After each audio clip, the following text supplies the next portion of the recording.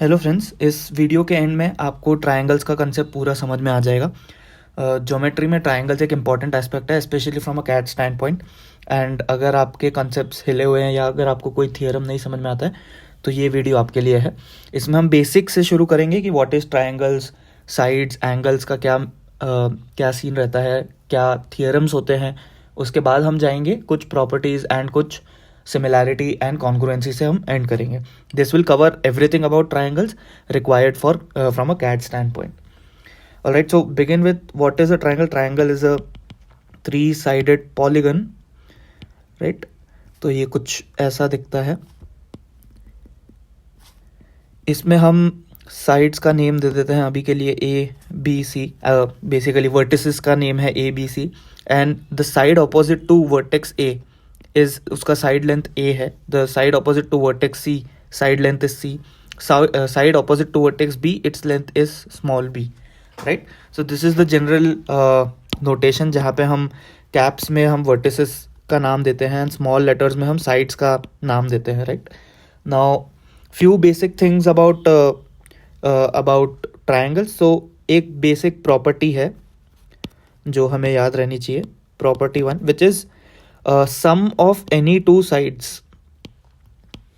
of a triangle is always greater than the third side. And property 2 है absolute difference of any two sides.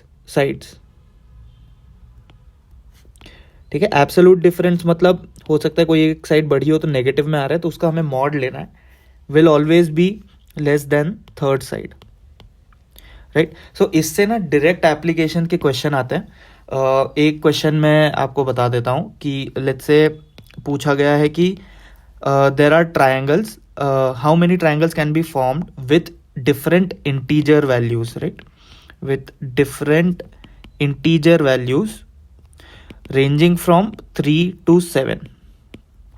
Okay, 3 तो basically 3 से 7 में integer values, different integer values के कितने triangles बन सकते हैं।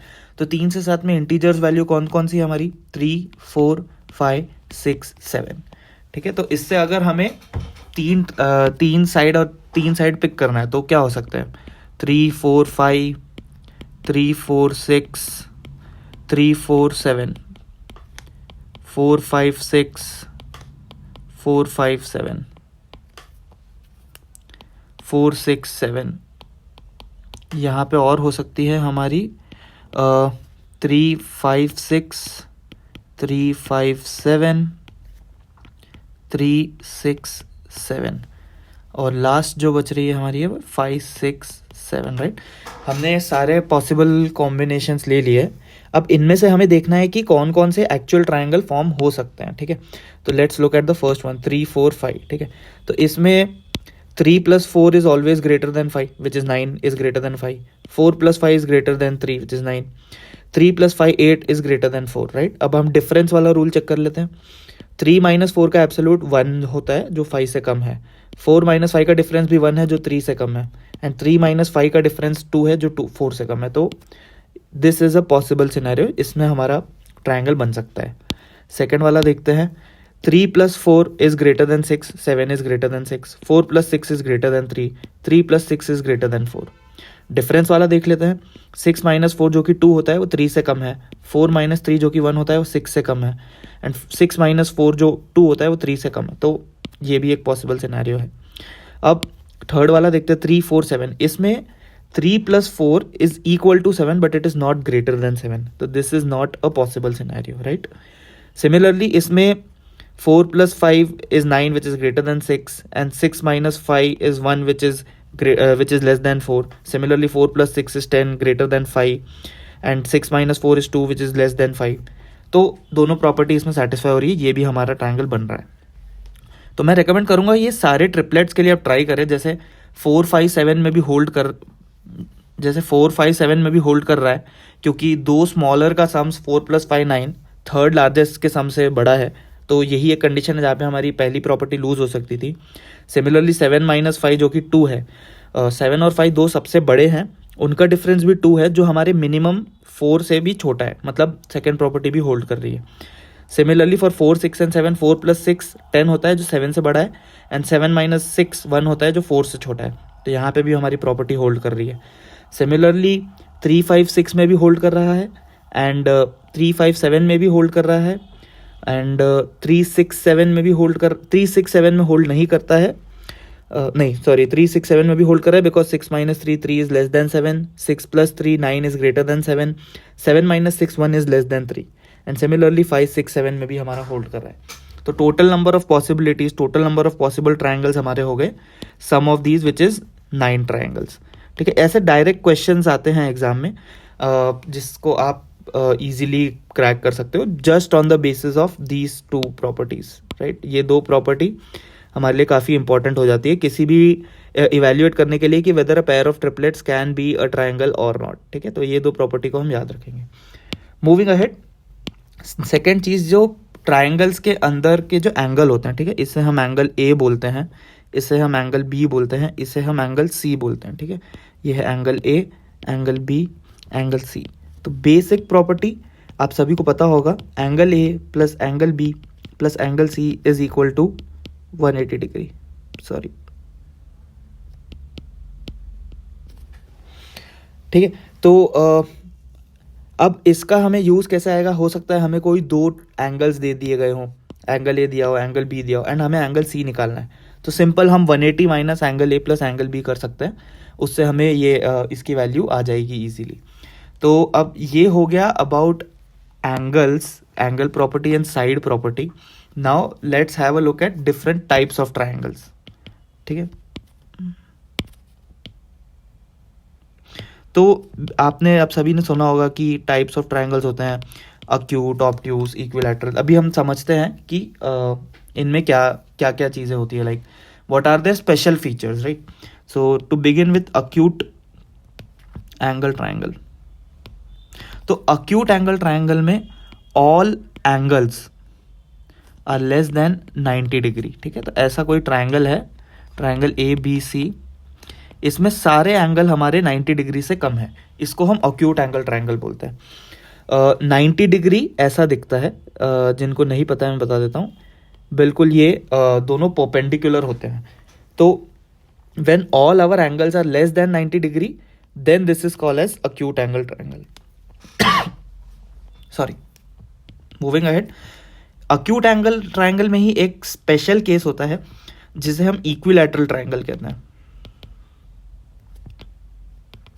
ठीक है, तो इक्विलैटरल ट्राइंगल में बेसिकली क्या होता है, हमारा सारे साइड्स बराबर होते हैं, सारे साइड्स की लेंथ बराबर होती है, which is let's say A, and सारे एंगल्स हमारे 60 डिग्री होते हैं। तो आप इसमें देखेंगे 60 degree plus 60 degree plus 60 degree 180 degree, and all our sides are equal. काफ़ी क्वेश्चंस में आपको इक्विलैटरल ट्राइंगल दिया जाएगा, तो basically it is a very easy problem to solve, क्योंकि यहाँ पे हमें मेजॉरिटी ऑफ द इन्फॉर्मेशन होती है। अक्यूट एंगल में हमें नहीं पता तीनों एंगल की एक्चुअल वैल्यू कितनी है, बट हमें बस इतना पता है कि वो 90 डिग्री से कम है।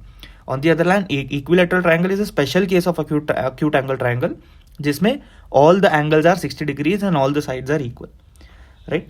Now let's come to obtuse angle triangle, और लेट्स से ऑब्ट्यूस ट्राइंगल।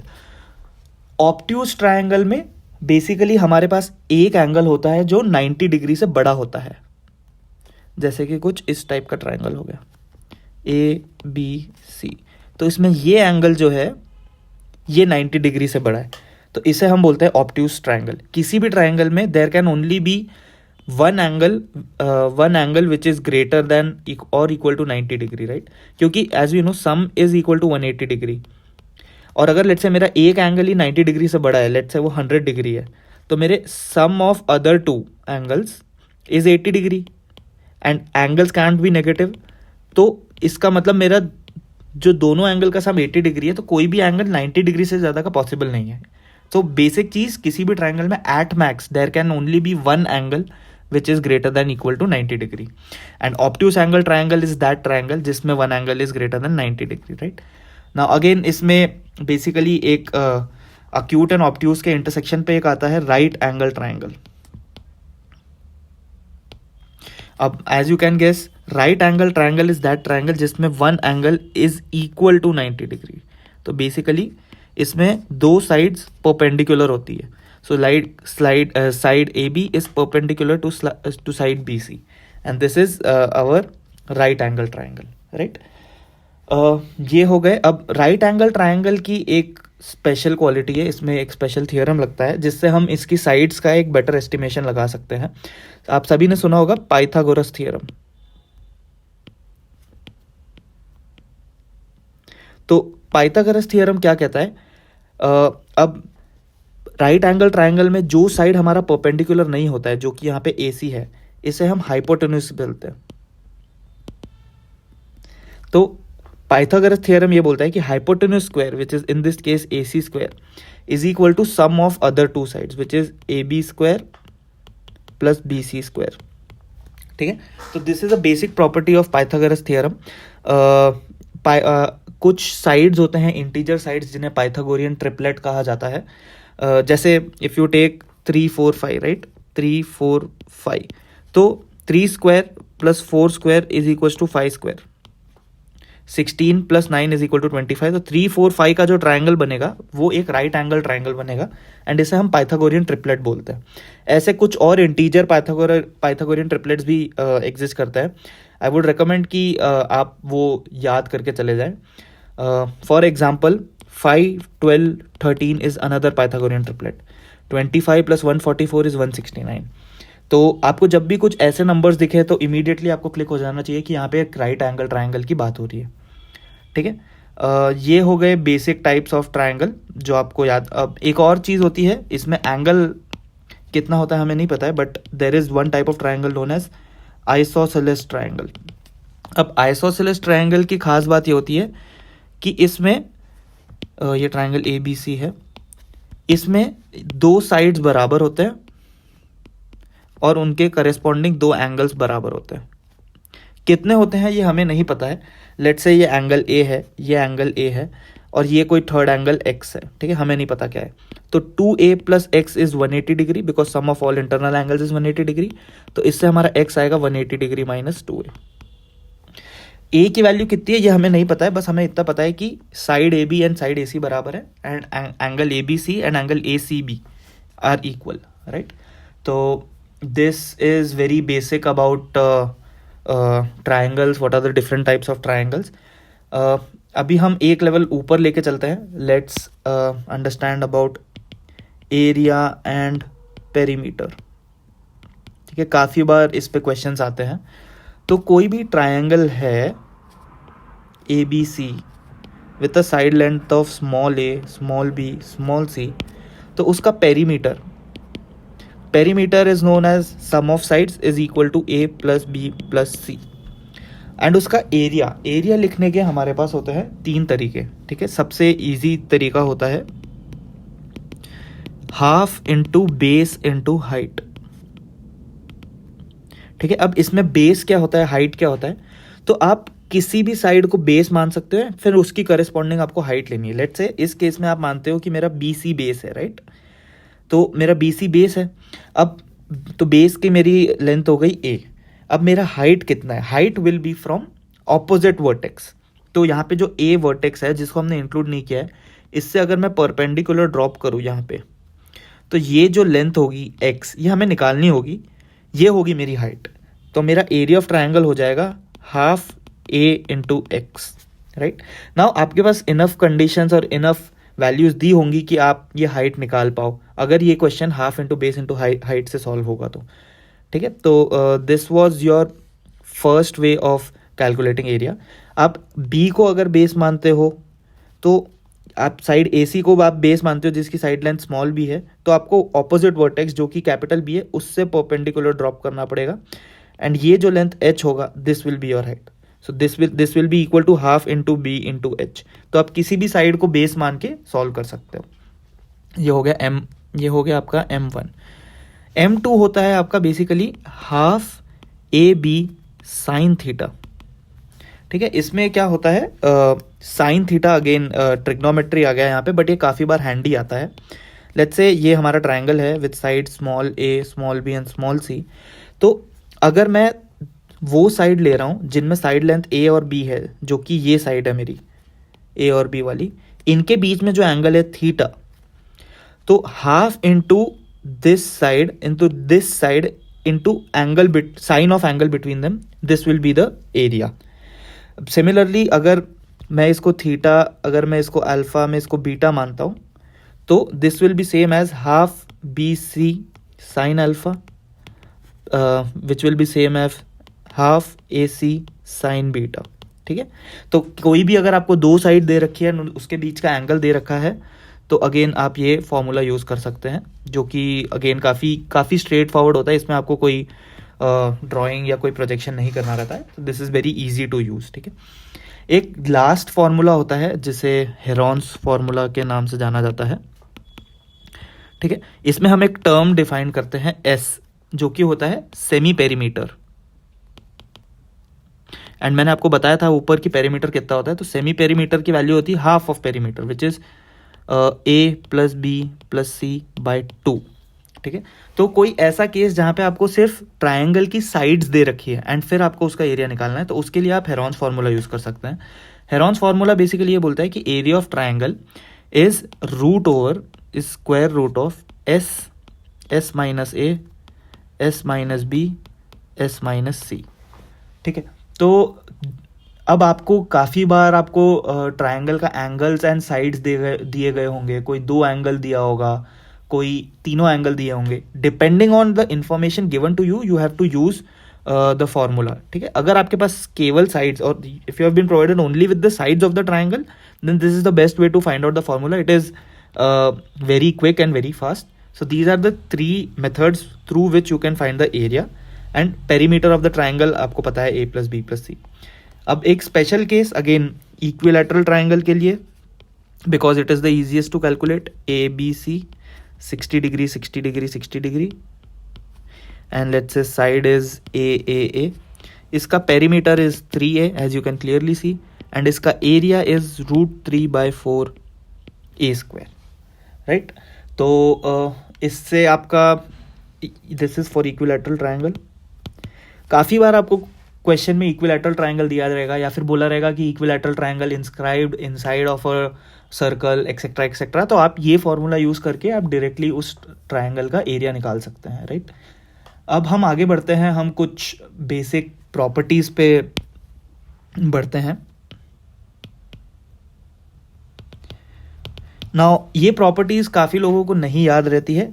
ये बहुत ही 2-3 मिनिमल प्रॉपर्टीज़ है. आई वुड रिकमेंड अगर आप इसका अपनी फॉर्मूला शीट में लिख दें, तो फिर ये आपके लिए काफ़ी इजी हो जाएगा. सो टू बिगिन विथ प्रॉपर्टी 1, इसके लिए हमें मीडियन क्या होता है ये समझना पड़ेगा.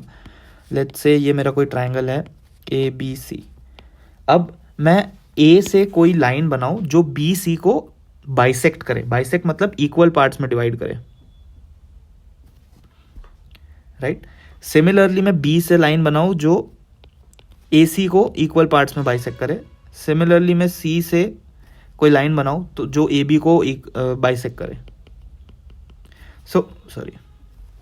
राइट, तो बेसिकली हर ये लाइन जो है ना, इसको हम मीडियन बुलाते हैं. ठीक है, तो consider median AD for now.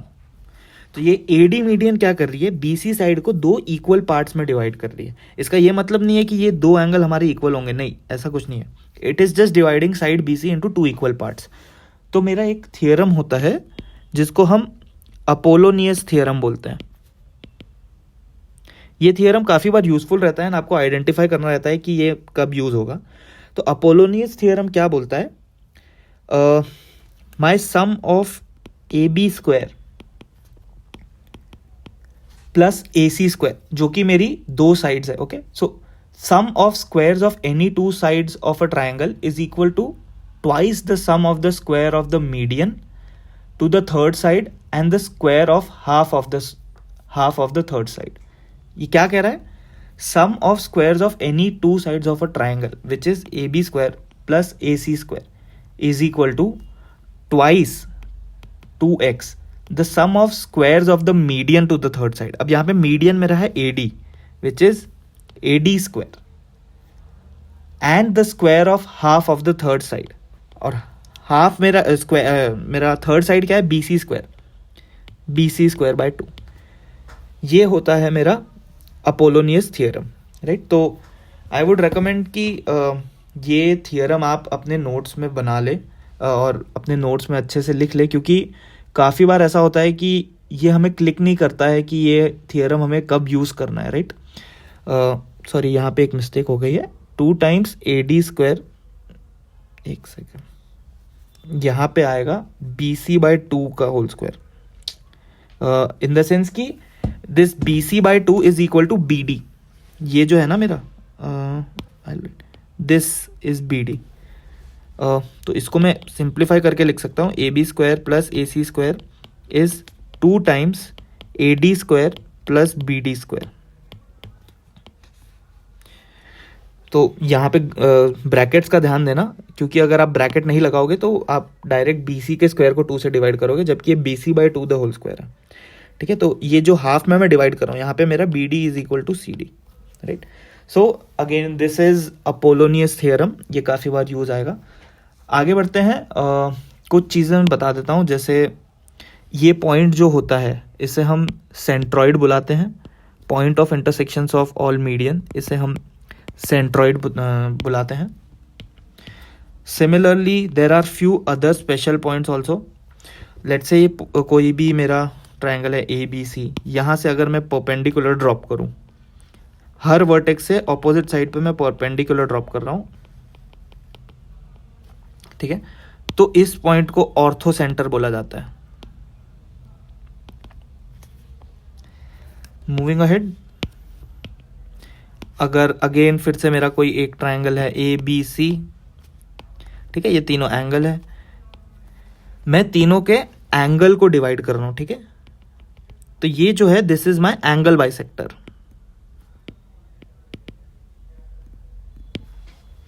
Similarly angle B को मैं डिवाइड कर रहा हूं in 2 equal parts, and angle C को भी मैं डिवाइड कर रहा हूं इन 2 इक्वल पार्ट्स, राइट। तो ये जो पॉइंट मेरा आएगा इसे हम बोलते हैं इन सेंटर।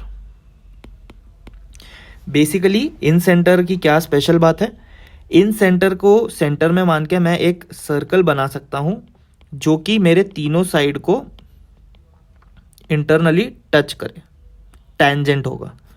तो अगर एंड ऐसा एक ही सर्कल एग्जिस्ट करेगा, अगर बोला गया है कि एक ट्राइंगल है जिसके अंदर एक सर्कल है जो वो तीनों साइड को टच कर रहा है, तो वो सर्कल का centre will be our in centre which is point of intersection of hour angle bisector. Now third thing,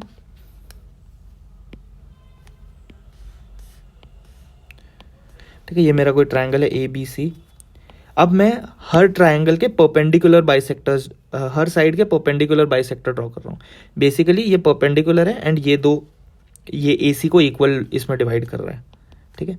similarly ये परपेंडिकुलर है, ये इसको इक्वल इसमें डिवाइड कर रहा है, ये परपेंडिकुलर है, ये इसको इक्वल इसमें डिवाइड कर रहा है।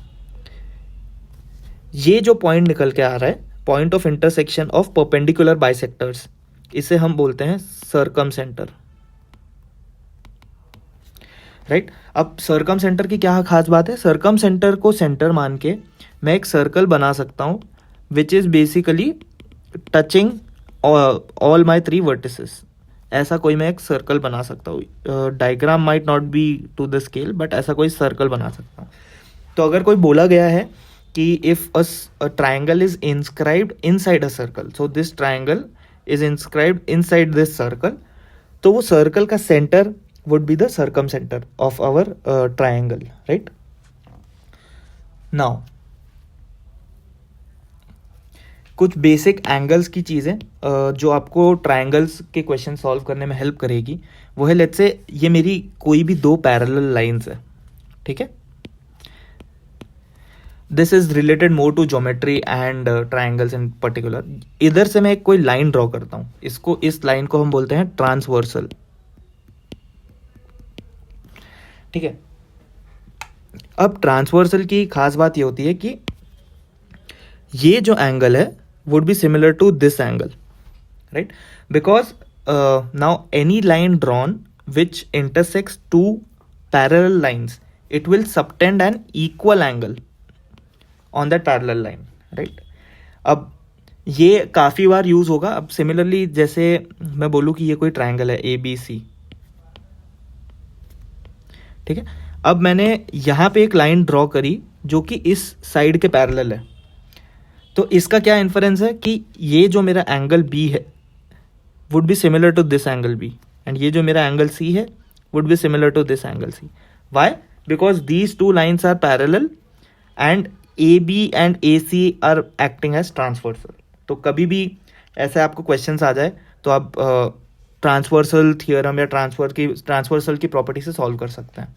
अब एक चीज़ जो आपको पता होगा कि वर्टिकली ऑपोजिट एंगल्स, तो कोई भी दो लाइन मिलते हैं तो इसके जो वर्टिकली ऑपोजिट एंगल्स होते हैं वो इक्वल होते हैं. सो इस केस में this pink angle would be equal to this black angle, this pink angle would be equal to this black angle, ठीक है. This is known as vertically opposite angle. अब स्ट्रेट एंगल भी एक होता है. सो कोई भी लाइन जो होती है उसका एंगल होता है 180 डिग्री, ठीक है. अब मैं यहाँ पे एक बीच में कोई लाइन कट कर दूँ तो let's say if this is x then this would be 180 minus x. तो सिमिलरली ये प्रॉपर्टी आप यहाँ लगा सकते हैं. अगर ये एंगल x है तो यूजिंग वर्टिकली ऑपोजिट एंगल्स इसे मैं x बोल सकता हूँ. अब रेड लाइन क्योंकि मेरी स्ट्रेट लाइन है तो this angle would be 180 minus x. This is my straight line, right. Similarly this angle which is vertically opposite to my this angle, तो मेरे ये एंगल की वैल्यू भी हो जाएगी 180 माइनस x, ठीक है. तो ऐसा अगर कोई फिगर दे रखा है, थोड़ा सा कॉम्प्लिकेटेड लग रहा है, तो आप vertically opposite adjacent angles use करके आप सॉल्व कर सकते हो उस प्रॉब्लम को, ठीक है. अब नेक्स्ट क्वेश्चन जो आता है from a triangle stand point, एक इम्पॉर्टेंट प्रॉपर्टी होती है. लेट्स से ये मेरा कोई ट्रायंगल है ABC एंड ये मेरा BC का एक्सटेंशन है बाहर. तो ये जो है ये मेरा एक्सटीरियर एंगल हो गया, ठीक है. Angle ACD is my exterior angle and इसको मैं बुला लेता हूँ एंगल A, इसको मैं बुला लेता हूँ angle B just for now. तो ट्रायंगल की प्रॉपर्टी क्या कहती है कि angle ACD is equal to angle A plus angle B, ठीक है. इसको आप एक्सटेंड कर सकते हो, मतलब अगर मैंने ऐसा कोई बनाया है तो ये एक्सटीरियर एंगल है. सो इसको मैं लिख देता हूँ एंगल C, सॉरी. तो ये मेरा एक्सटीरियर एंगल है. Exterior angle is equal to sum of angles of sides opposite to it which is angle A plus angle C, ठीक है. सिमिलरली आप इस साइड के लिए भी कर सकते हैं. तो there are these 3 exterior angles. Using this property you can find out what those are. Now one important property of triangle, sum of exterior angles is equal to 360 degree, ठीक है. कि so basically this angle plus this angle plus this angle would be equal to 360 degree, right. All right. तो ये सब चीज़ें आपने basics of triangle जान लिया है, डिफरेंट टाइप्स ऑफ ट्रायंगल्स जान लिया है, एरिया पेरीमीटर जान लिया है, पाइथागोरस थियरम, अपोलोनियस थियरम जान लिया है, साइन रूल जान लिया है. One last thing which is remaining, again इस चीज़ का यूज़ भी काफ़ी हद तक होता है and people are not able to identify कि इसको मैं यूज़ कैसे करूँ. प्रॉपर्टी में लिख देता हूँ, फिर मैं एक्सप्लेन करता हूँ हाउ टू यूज़ इट, ठीक है. तो लेट्स से this is our angle theta, right. इसे हम बुलाते हैं कोसाइन रूल. अगेन इसकी ज़रूरत में भी आपको उतने एक्सटेंसिवली नहीं पड़ेगी, बट जब भी आएगा it would be difficult for you to identify how to sort of use it, right? So let's see if you are able to crack it. cos theta, तो यहाँ पे कोसाइन रूल क्या बोलते हैं? cos theta is b square plus a square which is sides adjacent to it, right?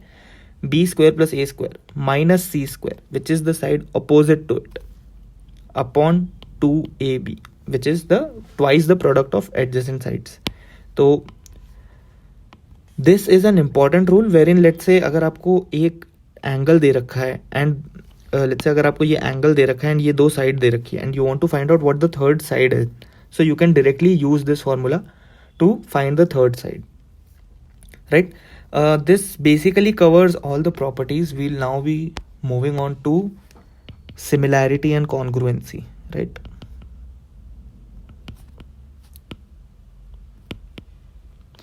All right. So अब मैं 3 triangle draw करता हूँ, ठीक है.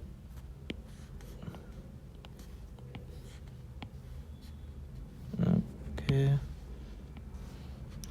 तो लेट्स से ये मेरा ट्रायंगल है ए बी सी, ये मेरा ट्रायंगल है पी क्यू आर, ये मेरा ट्रायंगल है एक्स वाई जी, ठीक है.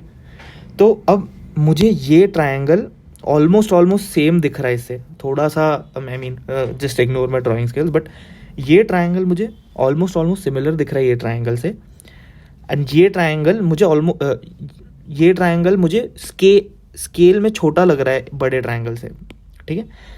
हालांकि शेप एंड एंगल्स मेरे को ऑलमोस्ट सिमिलर दिख रहे हैं, बट मेरे को स्केल इसकी छोटी लग रही है. On the other hand this triangle A B C, I find it exactly same as this triangle X Y Z. Basically इसको अगर मैं उठा के इसके ऊपर रखूँ तो वो परफेक्टली फिट आएगा, ठीक है. तो उस केस में क्या कहा जाता है कि these two triangles are similar in the sense they are different in scales, but they are similar in terms of ratios and everything, whereas these two triangles are congruent. Congruent का मतलब है कि इनकी सारी साइड्स, इनकी सारे angles are same to each other. तो मैं इसको एक को दूसरे के ऊपर फिट करूंगा तो वो आ जाएगा ना. How to check whether the sides are congruent or similar. तो पहले हम टेस्ट ऑफ कॉन्ग्रुएंसी पे आते हैं, ठीक है. Now again like I said, congruency का बेसिक मीनिंग है that all the sides and all the angles of both the triangles are equal, right. So congruency measure करने के लिए हम रूल्स लगाते हैं, जैसे let's say SSS rule, which is basically side rule, which says if the 3 sides of both the triangles are equal, then those 2 triangles are said to be congruent, ठीक है. तो अगर आपको 2 ट्रायंगल की साइड्स दे रखी है एंड आपसे पूछा गया है कि ये ट्रायंगल कॉन्ग्रुएंट है या नहीं, और मे बी कुछ और मे बी आपको उन दोनों की एंगल्स निकालनी है. लेट्स से मेरे पास ये ट्रायंगल की तीनों साइड्स है और ये ट्रायंगल की तीनों साइड्स है, ये ट्रायंगल्स के तीनों एंगल है, बट ये ट्रायंगल का मेरे पास एंगल्स नहीं है. तो मैं क्या करूँगा, मैं सीधा बोलूँगा कि okay these 2 triangles are congruent, तो इनके एंगल्स भी बराबर होंगे, राइट. तो basically what I would say is triangle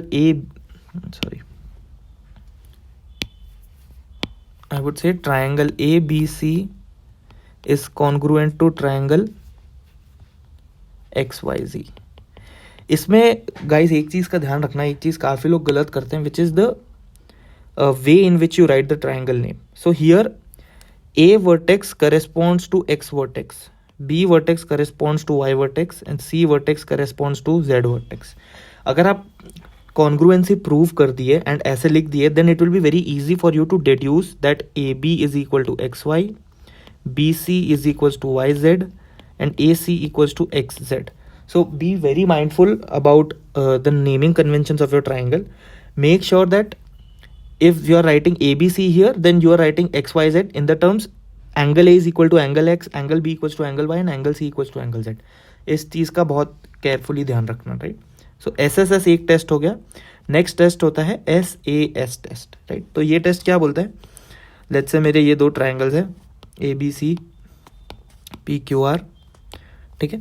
तो if my this side is equal to this side, this angle is equal to this angle and then this side is equal to this side, ठीक है. ये एक order में जा रहा है, आप देख रहे हो, किसी भी ऑर्डर में हो सकता है. It could be like anti clockwise also, but it should be SAS, side angle side, side angle side. If this is the case, then I can conclude that my triangle ABC is congruent to triangle PRQ.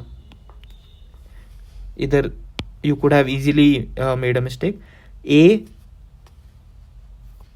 B, C, then P, R, Q. Angle A angle P बराबर है, angle B angle are बराबर है, angle C angle Q बराबर है। तो इस चीज़ का बहुत ध्यान रखना next time while proving congruency, right. Similarly next जो मेरा कैटेगरी होता है वो है angle side angle.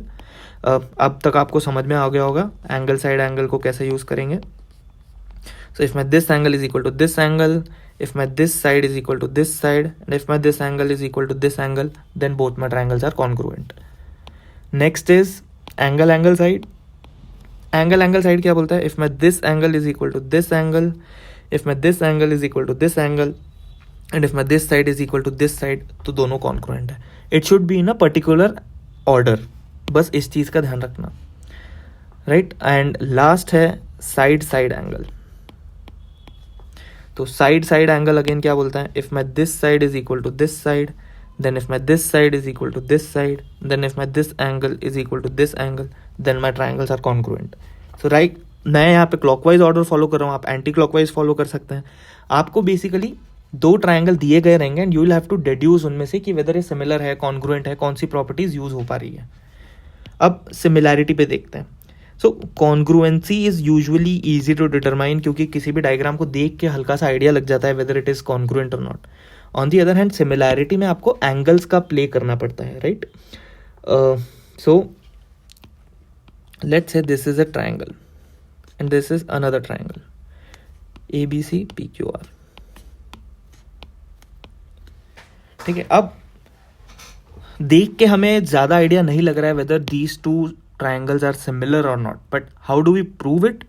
Let's say if this angle is equal to this angle and this angle is equal to this angle and this angle is equal to this angle. Now see, it is very obvious, if two of the angles are equal, then the third angle has to be equal, because the third angle is 180 minus sum of the two angles, right? So this is very obvious, but अगर दो angle आपको किसी भी triangle के similar दो angle अगर आपको किसी भी ट्राइंगल के सेम दिख गए, ठीक है, two angles same, then you can say triangle ABC is similar, ये साइन होता है सिमिलर का, triangle PQR, right. Now again इसमें ordering is much more important as specially as compare to congruency, because यहाँ पे देखिए angle A is equal to angle P, angle B is equal to angle Q, angle C is equal to angle R, उसी order में मैंने लिखा है। Now if the two triangles are similar, तो एक इंपॉर्टेंट प्रॉपर्टी आ जाती है, their sides are in that ratio, which is basically AB by PQ is equal to BC by QR is equal to AC by PR, ठीक है। तो मैंने AB PQ, similarly BC PQR and lastly AC PR, ये ratio बराबर है। तो हो सकता है, and this similarity usually comes in handy when you are given two triangles. एक ट्राइंगल के आपको सारे साइड पता है, लेट्स से ये ट्राइंगल है, ऐसा कोई ट्राइंगल है and this is parallel, okay. अब ये है ABC PQ, अब आपको पता है कि ये पैरेलल है, तो इसका मतलब this angle is equal to this angle and this angle is equal to this angle. तो you can clearly see that APQ is similar to ABC, ठीक है। अब आपको ABC का साइड लेंथ अगर दे रखा है एंड अगर आपको PQ का साइड लेंथ दे रखा है, तो आप AP एंड AQ का साइड लेंथ निकाल सकते हैं यूजिंग दिस फॉर्मूला, ठीक है। मतलब यही कॉन्सेप्ट आप इसमें अगर लगाएंगे तो आप लिख सकते हैं AP by AB is PQ by BC is AQ by AC, right. हाँ, इसमें आपके पास AB है, BC है, AC है एंड PQ है। तो using this you can find AQ and using this you can find AP. This is how similarity of triangles are generally used. That's it for this video, friends. Thank you for watching it. And if you really like our the way we teach, if you really like our content, and if you really like us to create more videos on such topics or any other topic which you are having a hard time to understand, so please write it down in the comment section. And I would really appreciate if you can like our videos, share our videos to your respective friends who really want to understand, and even subscribe to our videos, because that's how YouTube algorithm works, and it would help us reach out to more and more students. I would also encourage you to be a part of our Instagram and Telegram community. In Telegram, we usually upload on a daily basis the problems which we are going to solve on that day, and the solutions for which I'll be uploading on our channel. So thanks a lot, guys.